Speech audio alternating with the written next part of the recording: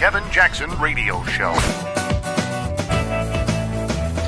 Greetings and salutations. You are tuning into the disgruntled millennial portion of the Kevin Jackson Radio Show. Of course, I am Brett Siegel, the disgruntled millennial, broadcasting to you live from my safe space down here in northern Florida, where I'm always free from your bigotry, racism, hatred, microaggressions, sexism, homophobia, transphobia, Islamophobia, patriarchy, and of course, you can't forget toxic masculinity.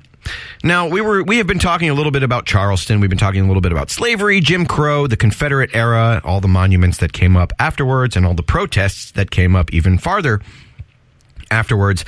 And I wanted to tell you a little anecdote before we get back with my good friend Michael Campina, a photographer who was on ground zero of the recent Charleston rally. Ground zero, I say it like it's, 9/11 or something. Ground zero at 9/11. No, it was like 50 Antifa folks and about 3 white supremacists there.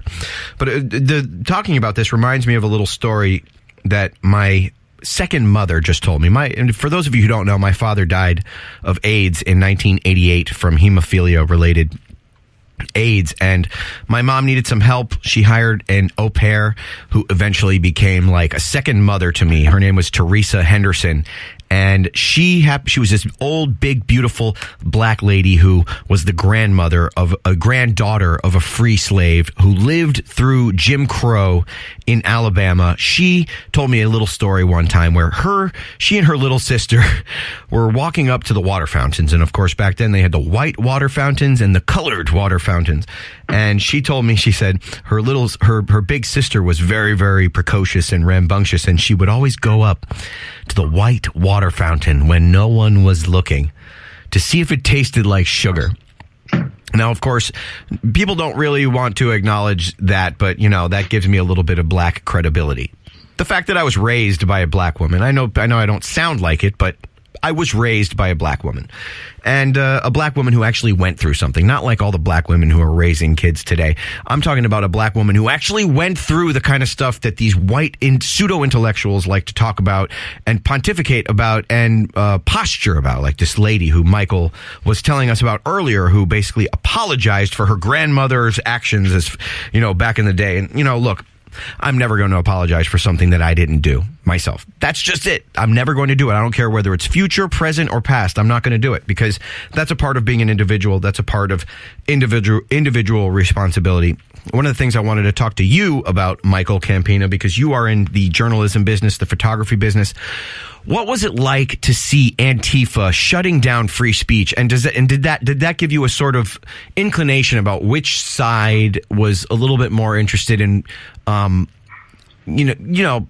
peace, love, the American way, free speech, all that stuff? Like, do you think the right or the left is more interested in the basic fundamental aspects of what it means to be American?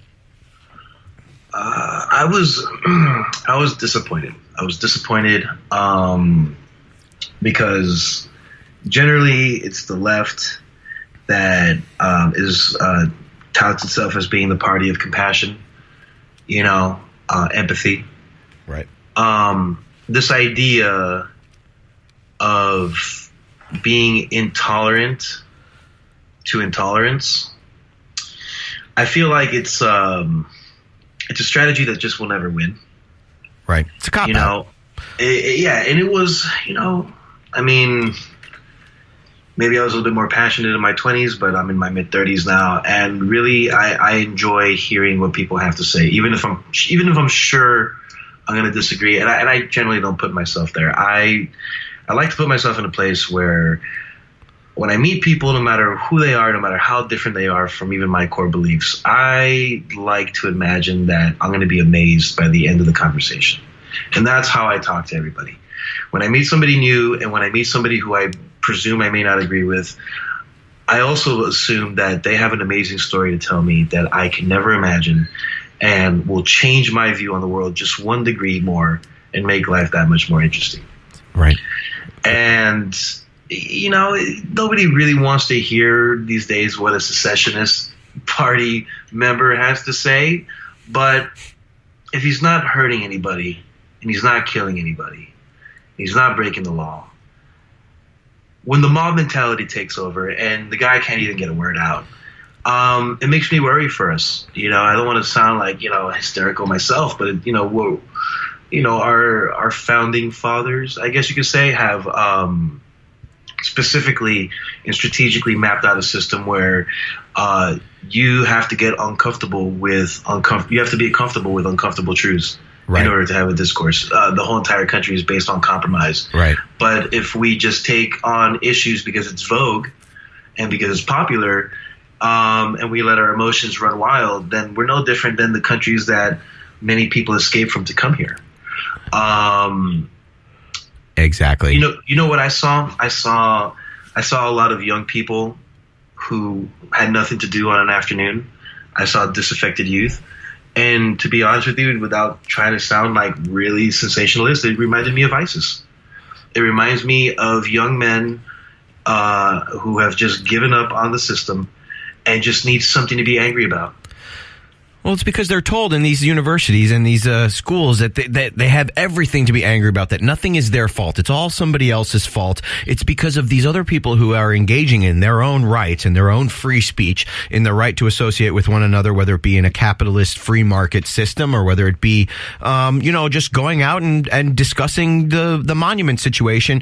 They believe that these people are the problems with the world, and that it is their speech, it is the things that they're saying that are causing all of these issues in the world. And honestly, it's really sad because a lot of these folks are young, impressionable, and they definitely want to do good in the world, but they're gotten to at a young enough point where they can be told that they're basically brainwashed to think that free speech is one of those things that's free speech can cause harm to certain minority communities. And it's honestly, listen, if there's a racist out there, I want him up front. I want him center. I want him front and center so we can get a good, strong whiff of the terrible person that he is. And so everyone knows who he is. Because if that person is proud enough, then they will stand out there without a mask on and say what it is that they believe, right? We are tuning into the disgruntled millennial portion of the Kevin Jackson radio show. You can get me at Shaq General on Twitter. You could also get me on Facebook, The Disgruntled Millennial. That's 2 L's, 2 N's in millennial. My name is Brett Siegel, subbing in for the great Kevin Jackson, who is going to be on Fox News Radio tonight, 6 to 9. That's a pretty primetime spot right there. Anyway, I am here with Michael Campino. We are going to bring him back into the next hour to have a longer, more in-depth discussion about Antifa. Get me at Shaq General. We'll be right back. This is the Kevin Jackson Radio Show. Do you owe back taxes to the IRS or state? The secret to avoiding the IRS nightmare is to seek professional representation.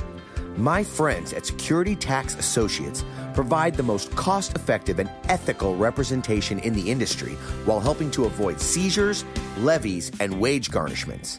Security Tax Associates is here to ensure that the appropriate steps are taken to permanently eliminate any possibility of future tax burdens once and for all. For a free, no-obligation consultation, contact Security Tax Associates, 844-779-4177. That's 844-779-4177. 844-779-4177, or visit them at securitytaxassociates.com.